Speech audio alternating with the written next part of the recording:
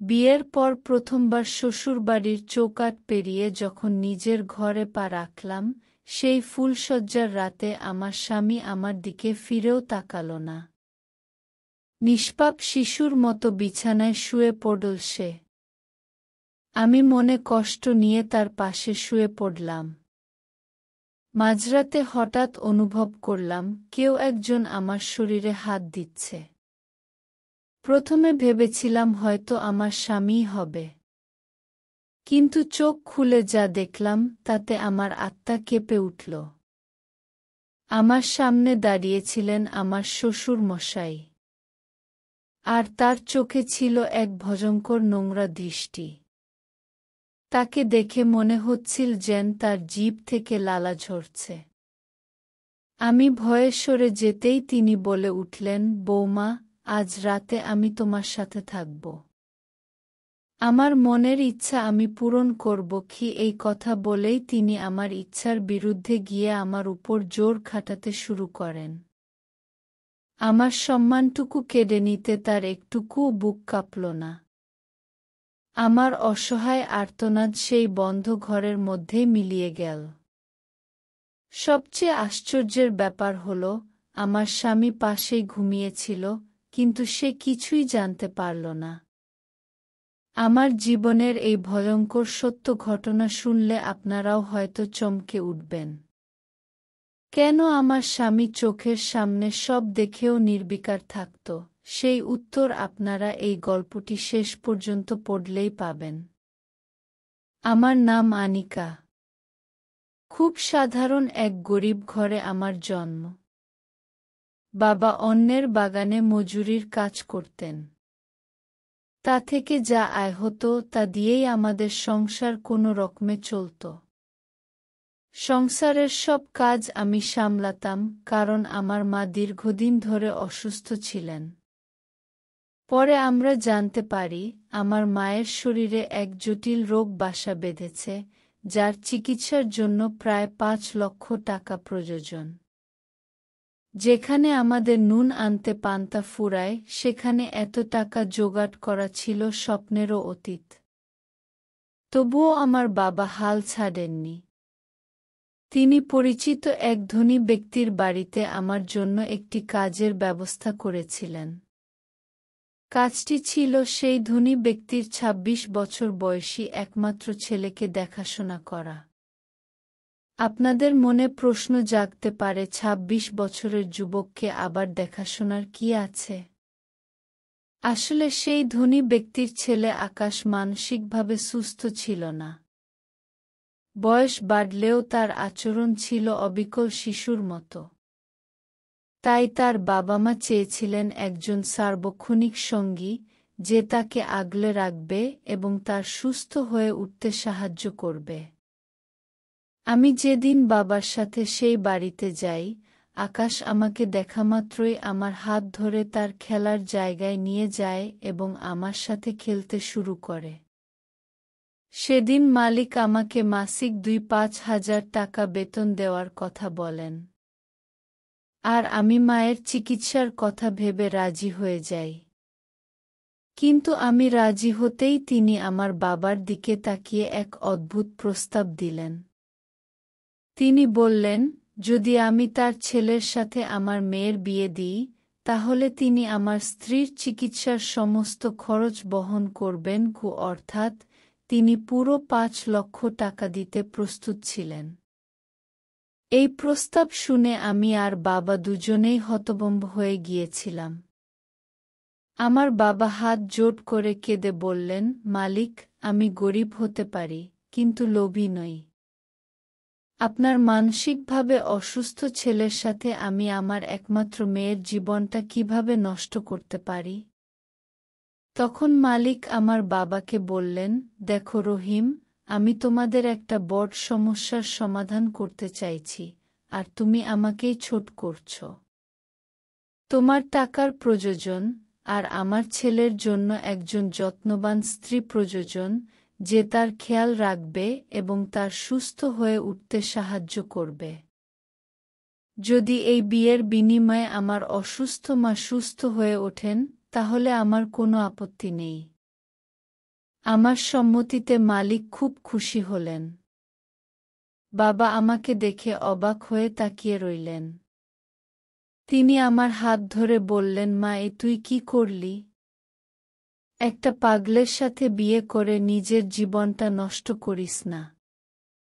আমি বাবাকে জড়িয়ে ধরে বললাম, বাবা, মায়ের জীবনের চেয়ে আমার জীবন বড় নয়।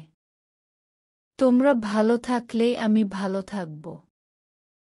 এই বিয়ের বিনিময়ে যদি মাকে ফিরে পাই, তাহলে আমার কোনো দুঃখ থাকবে না। আমার কথা শুনে বাবা কান্নায় ভেঙে পড়লেন। 7 দিনের মধ্যেই খুব সাধারণ আয়োজনে আমাদের বিয়ে হয়ে গেল। আমি শ্বশুরবাড়িতে এলাম। ঘরে ঢোকার সাথে সাথেই আমার স্বামী তার বাবাকে বলল, বাবা, আমার নতুন খেলনা কোথায়? তুমি তো বলেছিলে বিয়ে করলে অনেক খেলনা দেবে। শ্বশুর মশাই তাকে বললেন, আকাশ, তোমার সব খেলনা তোমার ঘরে রাখা আছে। একথা শুনে আকাশ ছোট বাচ্চার মতো হাততালি দিতে দিতে ছুটে নিজের ঘরে চলে গেল। আমার শাশুড়ি আমার মাথায় হাত বুলিয়ে বললেন, বৌমা, আজ থেকে আকাশের সব দায়িত্ব তোমার। তুমি ওর খেয়াল রেখো। এরপর তিনি আমাকে আকাশের ঘরে নিয়ে গেলেন। ঘরে ঢুকে দেখি আমার স্বামী খেলনা নিয়ে খেলতে খেলতে মেঝেতেই ঘুমিয়ে পড়েছে। আমি তাকে বিরক্ত না করে বিছানায় গিয়ে শুয়ে পড়লাম। সারাদিনের ক্লান্তিতে আমারও খুব ঘুম চলে এলো। গভীর রাতে অনুভব করলাম কেউ আমার শরীরের কাপড় সরিয়ে পায়ে হাত দিচ্ছে, কোমরে হাত দিচ্ছে। আমি ভয়ে চোখ খুলতেই দেখি আমার শ্বশুর মশাই আমার সামনে দাঁড়িয়ে।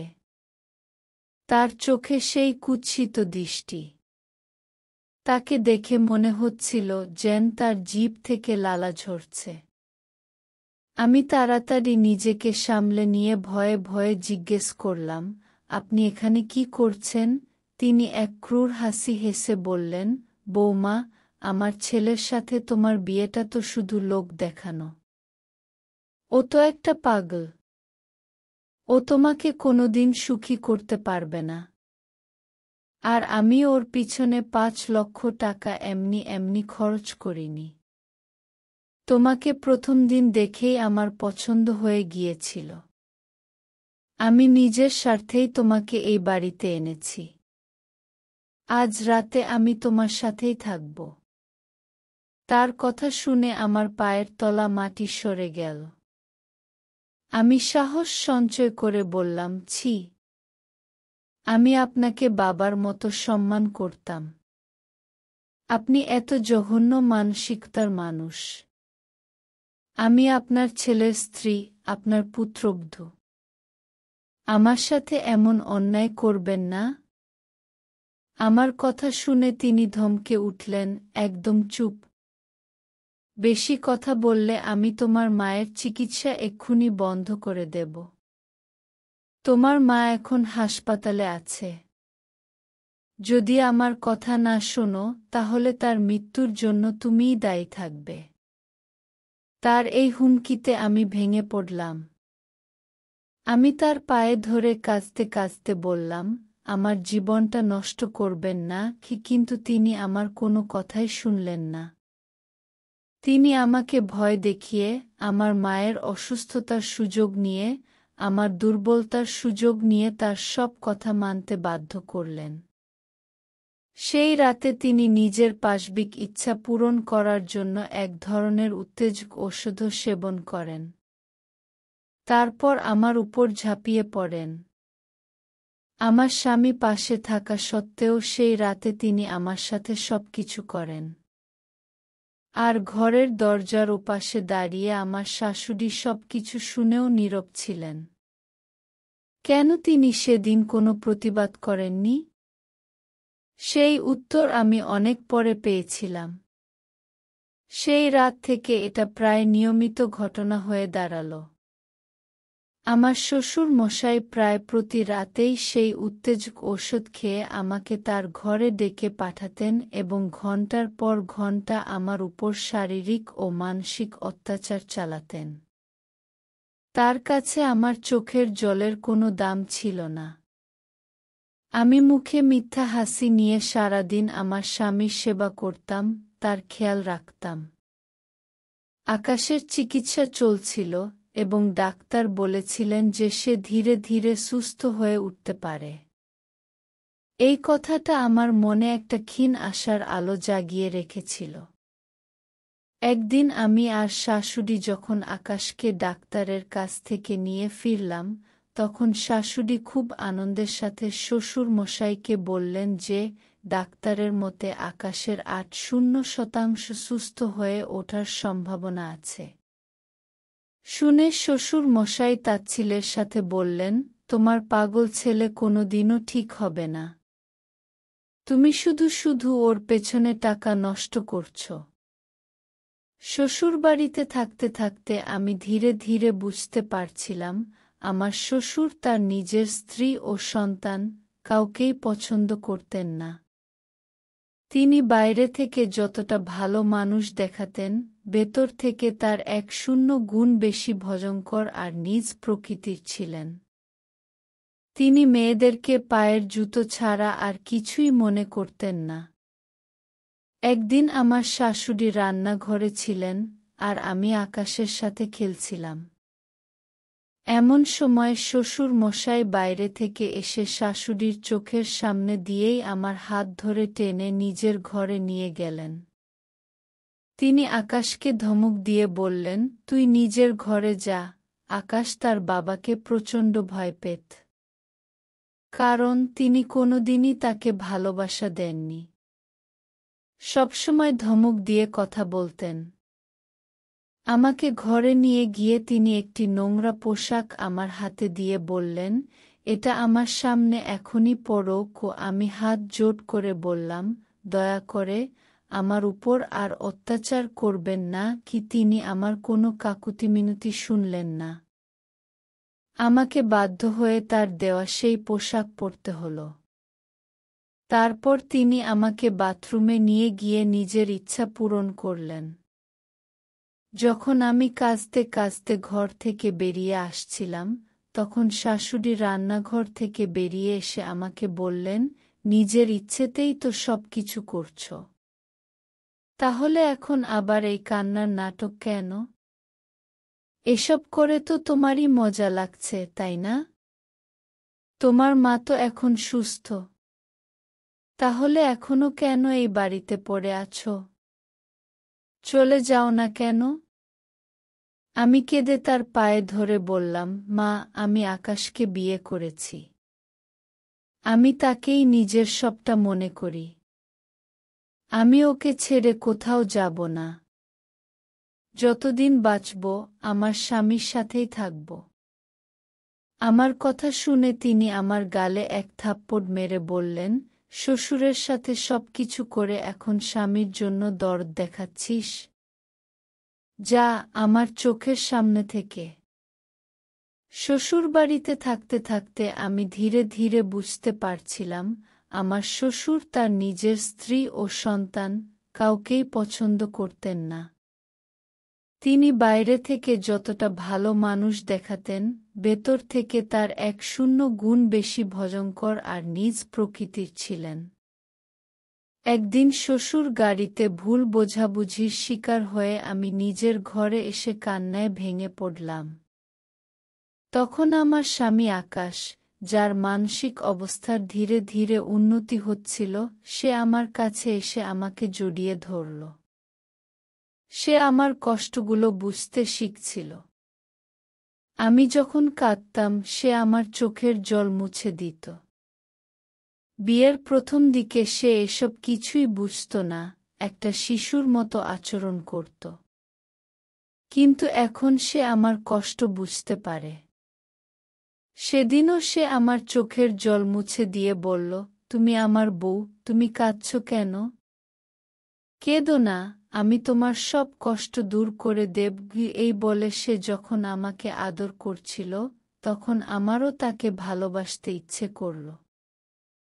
আমি আবেগের বশে তাকে চুম্বন করতে যাব, ঠিক তখনই আমার শ্বশুর ঘরে ঢুকে আকাশকে মারতে শুরু করলেন। তিনি চিৎকার করে বলছিলেন, তুই অনেক বড় হয়ে গেছিস না? তুই ছোট আছিস, ছোট হয়েই থাক। বেশি বাড়াবাড়ি করলে আরও মার খাবি। আমি আর সহ্য করতে না পেরে সেই শয়তানের সামনে দাঁড়িয়ে চিৎকার করে বললাম, বন্ধ করুন আপনার এই অত্যাচার। মারতে হলে আমাকে মারুন, আকাশের কোনো দোষ নেই। তিনি তখন আমার দিকে তাকিয়ে বললেন, যে দোষ করেছে, মার তো তাকেই খেতে হবে। এই বলে তিনিও আমাকে মারতে শুরু করলেন। সেদিন তিনি আমাদের দুজনকেই খুব মেরেছিলেন। পরে শাশুড়ি এসে কোনো একটা অজুহাতে তাকে বাইরে পাঠিয়ে আমাদের বাঁচান। সেই দিনের পর থেকে আমি আর আকাশ আরও কাছাকাছি চলে আসি। যখন শ্বশুর মশাই বাড়িতে থাকতেন না, আমরা একসাথে সময় কাটাতাম।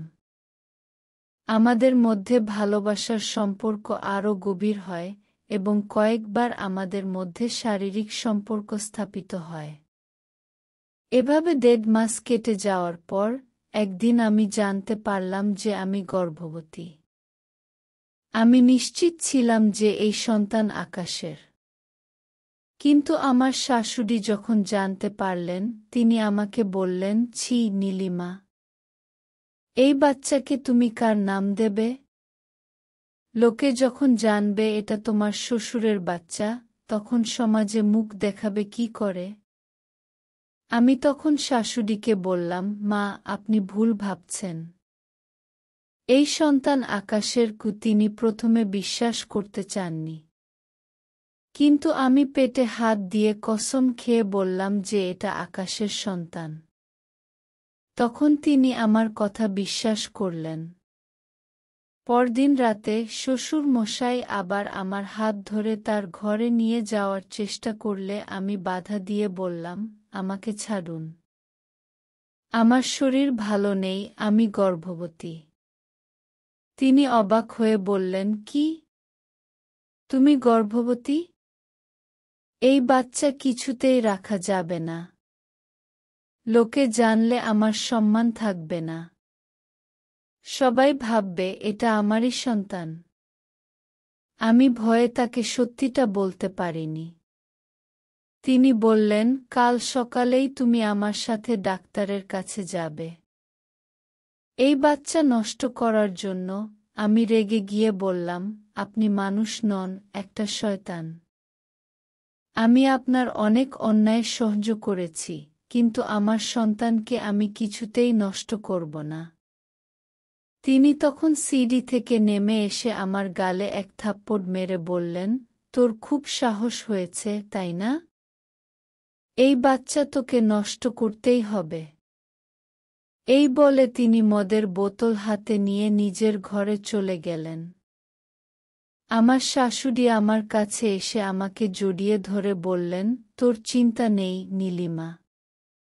আমি কিছু একটা ব্যবস্থা করব। তোর সন্তানের কোনো ক্ষতি আমি হতে দেব না। সেই রাতে আমার দুশ্চিন্তায় ঘুম এলো না। কিন্তু পরদিন সকালে যা দেখলাম তাতে আমাদের পায়ের নিচের মাটি সরে গেল। সেই মানুষটি, যিনি ক্ষমতার দম্ভে অন্ধ হয়ে গিয়েছিলেন, তিনি তার নিজের ঘরেই নিষ্প্রাণ অবস্থায় পড়েছিলেন।